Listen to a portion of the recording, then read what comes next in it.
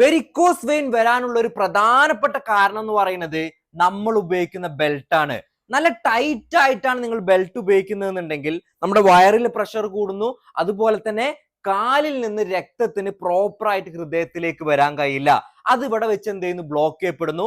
അതുവഴി നമ്മുടെ വെയിന്റെ വാളിന് ഡാമേജ് പറ്റുന്നു, വാൽവുകൾക്ക് ഡാമേജ് പറ്റുന്നു, വെരിക്കോസ് വെയിൻ വരാവുന്നതാണ്. രണ്ടാമതായിട്ടുള്ളത്, നിങ്ങൾ ക്രോസ് ലെഗ് ചെയ്തിട്ടാണ് ഇരിക്കുന്നതെന്നുണ്ടെങ്കിലും ഇതേപോലെ നമ്മൾ ആ മുട്ടിന്റെ ഭാഗത്ത് വന്ന പ്രഷർ കാരണം രക്തം പമ്പ് ചെയ്യില്ല, വെരിക്കോസ് വെയിൻ വരാം. അമിതമായിട്ട് ഇരിക്കുന്ന ആളുകള്, അമിതമായിട്ട് നിൽക്കുന്ന ആളുകള്, ഈ രണ്ടു പേർക്കും വെരിക്കോസ് വെയിൻ വരാം. അതുകൊണ്ട് ഇങ്ങനെ ഒരു ജോലിയാണ് നിങ്ങൾ ചെയ്യുന്നുണ്ടെങ്കിൽ കൃത്യമായിട്ട് ബ്രേക്ക് എടുത്ത് ഒന്ന് നടക്കാൻ വേണ്ടി ശ്രദ്ധിക്കേണ്ടതാണ്. ഏറ്റവും അവസാനമായിട്ട് വെരിക്കോസ് വെയിൻ വരുന്നുണ്ട്, അതല്ലെങ്കിൽ അതിന്റെ തുടക്കം തന്നെ കാണുകയാണെന്നുണ്ടെങ്കിൽ കംപ്രഷൻ സ്റ്റോക്കിങ്ങൾ ഉപയോഗിച്ച് നമുക്ക് അതിനെ പ്രതിരോധിക്കാവുന്നതാണ്. നിങ്ങൾക്ക് ഈ പറഞ്ഞ രീതിയിൽ വെരിക്കോസ് വെയിന്റെ പ്രശ്നമുണ്ടോ?